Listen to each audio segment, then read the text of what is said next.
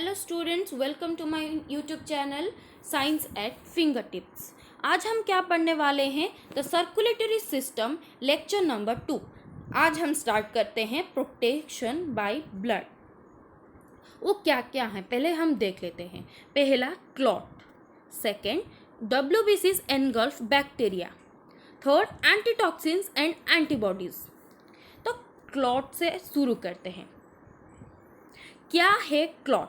जैसे कि आप लोग देख सकते हो, यहाँ पे लिखा है clot is dead RBC WBC platelets in the net of fibrinogen. तो क्लॉट क्या है?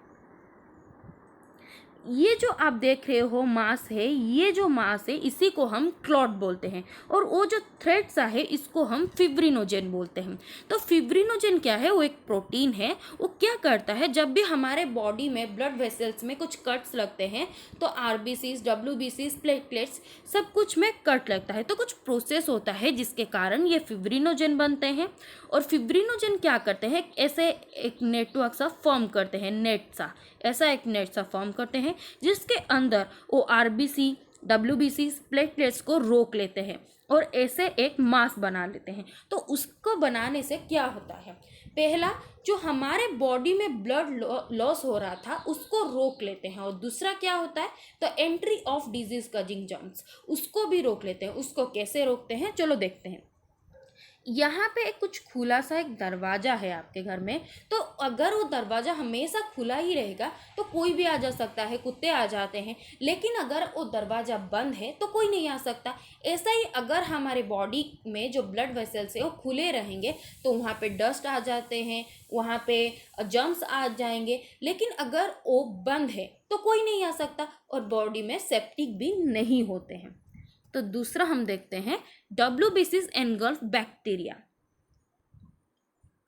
ये जो आप देख रहे हो ये है हमारे WBCs, इसको हम बोलते हैं इम्यून सेल। WBC हमारे बॉडी के इम्यून सेल्स होते हैं। वो क्या कर रहे हैं, फैगोसाइटोसिस। फैगोसाइटोसिस क्या है, तो process by which WBCs engulf bacteria by forming pseudopodia is called phagocytosis. इसी प्रोसेस को हम फैगोसाइटोसिस बोलते हैं।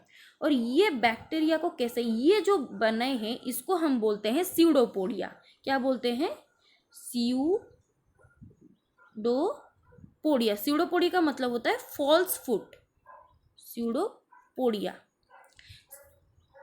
ये जो फॉल्स फुट, ये जो स्यूडोपोडिया बना है वो कैसे बने हैं, इन द प्रोसेस ऑफ डायापेडिसिस। ऐसे ही प्रोसेस में, फैगोसाइटोसिस के प्रोसेस में WBCs हमारे बॉडी में जो बैक्टीरिया होते हैं, जर्म्स होते हैं, उसको एनगल्फ कर लेती है। ठीक है। Third, antitoxins and antibodies. ये एंटीटॉक्सिन्स और एंटीबॉडीज क्या होते हैं? जैसे कि आप लोग देख सकते हो वहाँ पे लिखा है toxins, host cells destroyed by toxins. यहाँ पे कुछ एंटीबॉडीज आ गए हैं तो उसने टॉक्सिन को न्यूट्रलाइज कर दिया, फिर होस्ट सेल ठीक है। ये क्या है, हमारे बॉडी में कुछ, जैसे आप इम्यून सिस्टम में कुछ होता है एंटीबॉडीज़ जो जर्म्स के अगेंस्ट होते हैं, जो हम वैक्सीन लेते हैं वो सब जो होता है वो हमारे ब्लड में होता है। जो टॉक्सिन्स हो गए, कुछ जर्म्स हो गए, उनके इफेक्ट को न्यूट्रलाइज करता है। तो ये हमारे ब्लड में ही होते हैं antitoxin and antibodies. Next, composition of blood. Blood को हमने दो पार्ट में किया है, एक है प्लाज्मा, दूसरा है सेलुलर एलिमेंट्स। प्लाज्मा क्या है, वो फ्लूइड पार्ट को हम प्लाज्मा बोलते हैं। सेलुलर एलिमेंट्स क्या है, RBCs WBCs प्लेटलेट्स, इसको हम ब्लड कर्पोसेल्स भी बोलते हैं। ठीक है। नेक्स्ट, प्लाज्मा क्या है, यह आप क्लियरली यहाँ पे देख सकते हो। ये क्या है, आपके पूरा ब्लड है, लेकिन ये जो पार्ट है, येलोइश पार्ट देख रहे हो, उसको हम प्लाज्मा बोलते हैं। मतलब ब्लड का लिक्विड पार्ट। ये जो है ये हमारे ब्लड कर्पोसेल्स हैं। ठीक है। ये जो पूरा है इसको हम ब्लड कर्पोसेल्स बोलते हैं। अब देखते हैं प्लाज्मा में क्या है, वाटर। प्लाज्मा में मेनली वाटर होते हैं, क्योंकि फ्लूइड है तो वाटर होना ही चाहिए। तो वो जो वाटर है नियरली 90 to 90 2% हमारे ब्लड में वाटर होते हैं, ब्लड में नहीं प्लाज्मा में वाटर होते हैं।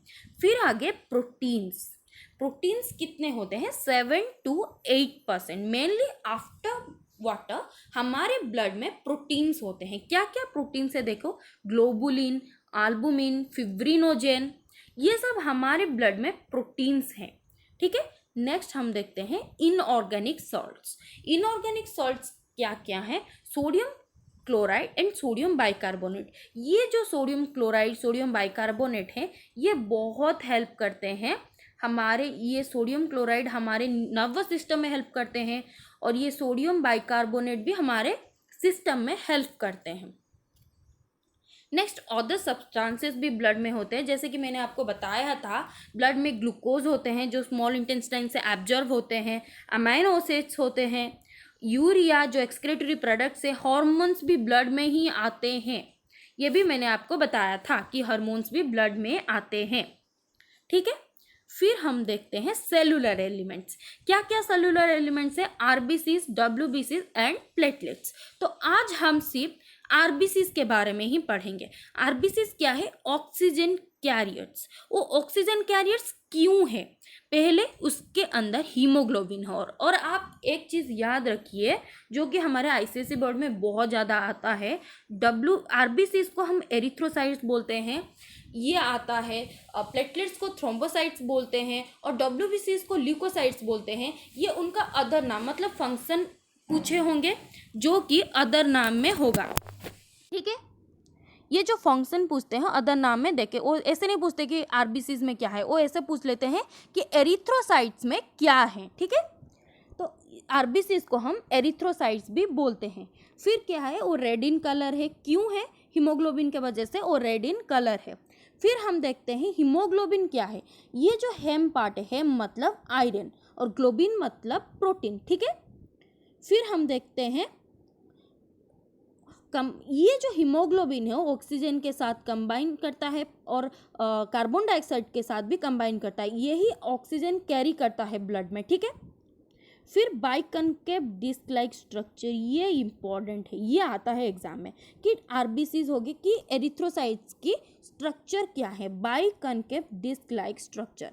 और उसके होने के वजह से क्या होता है, उसका सरफेस एरिया इंक्रीज होता है जिसके वजह से वो ज़्यादा अमाउंट ऑफ ऑक्सीजन कैरी कर सकते हैं। ठीक है, ये देखिए, ये है बाइकनकेव डिस्क शेप्ड आरबीसी के। ये एक्चुअल में है क्यों, ये जो आरबीसीज हैं वो जब इमैच्योर होते हैं, मतलब स्मॉल सेल्स होते हैं, तो अब क्या हो जाता है, आरबीसीज में न्यूक्लियस होते हैं। लेकिन जब ये आरबीसीज बड़े हो जाते हैं, मैच्योर हो जाते हैं, तो ये डिवॉइड ऑफ न्यूक्लियस हो जाते हैं। इनमें एंडोप्लाज्मिक रेटिकुलम भी नहीं होता, इनमें माइटोकॉन्ड्रिया भी नहीं होता। क्यों नहीं होता, मैं एमसी लिख देती हूँ, माइटोकॉन्ड्रिया ये भी नहीं होता, एंडोप्लाज्मिक रेटिकुलम भी नहीं होता और न्यूक्लियस भी नहीं होता। ये क्यों नहीं होता, अगर ये होते, जैसे कि माइटोकॉन्ड्रिया होते, आप लोग को पता ही होगा कि माइटोकॉन्ड्रिया क्या करते हैं, अपना एक सेलुलर रेस्पिरेशन करते हैं। अगर ये होता तो ये अपने लिए कुछ ऑक्सीजन ले लेता, लेकिन माइटोकॉन्ड्रिया नहीं है तो वो अपने लिए ऑक्सीजन नहीं लेगा। अगर न्यूक्लियस होता तो वो बड़ा सा होता, मतलब ऐसा नहीं होता, वो ऐसा होता, गोल सा होता, बड़ा सा होता। अगर बड़ा सा होता तो स्मॉल कैपिलरीज, सा मतलब माइक्रोस्कोपिक कैपिलरीज में ये कैसे जाता, नहीं जा पाता। और अगर एंडोप्लाज्मिक रेटिकुलम होता तो भी वही होता ना, बड़ा सा होता तो नहीं जा सकता, उसके सरफेस एरिया भी कम हो जाते, तो इसी के वजह से इसमें नहीं है। ठीक है, तो आज हम आप फिर देखते हैं कार्बन मोनोऑक्साइड पॉइजनिंग। ये क्या है, ये बड़ा इंपॉर्टेंट है, जो पॉइंट मैंने लिखा है आप ऐसे ही लिख सकते हो। अगर आपके क्वेश्चन में आ जाए कि कार्बन मोनोऑक्साइड पॉइजनिंग क्या है, तो आप ऐसे ही लिख सकते हो कि ये जो हीमोग्लोबिन है वो क्या करता है, उसके स्ट्रॉन्ग एफिनिटी है टुवर्ड्स कार्बन मोनोऑक्साइड। जहाँ हमने देखा था ऑक्सी हीमोग्लोबिन और कार्बामिनो हीमोग्लोबिन वो क्या थे, अनस्टेबल कंपाउंड थे, लेकिन ये क्या फॉर्म करता है, एक स्टेबल कंपाउंड जिसका नाम क्या है, कार्बोक्सी हीमोग्लोबिन। ये इंपॉर्टेंट है, ये आता है, ये पूरा ही आता है लेकिन ये इंपॉर्टेंट है, ये आ सकता है शॉर्ट क्वेश्चन में। फिर क्या है, वो क्यों पॉइजनिंग, मतलब क्यों है, क्यों पॉइजन है, ये क्या करता है, बहुत ही अट्रैक्टिव होता है टूवर्ड्स कार्बन मोनोऑक्साइड हीमोग्लोबिन। फिर वो एक स्टेबल कंपाउंड फॉर्म करता है। स्टेबल कंपाउंड का नाम क्या होता है, कार्बोक्सी हीमोग्लोबिन। वो क्या करता है, it cuts the capacity of haemoglobin to carry oxygen, जिसी के वजह से एक आदमी की मौत हो सकती है। ठीक है, तो आज हम अपनी क्लास यहीं पे एंड करते हैं। Thank you students, and here is a small quote for you. You are your only limit.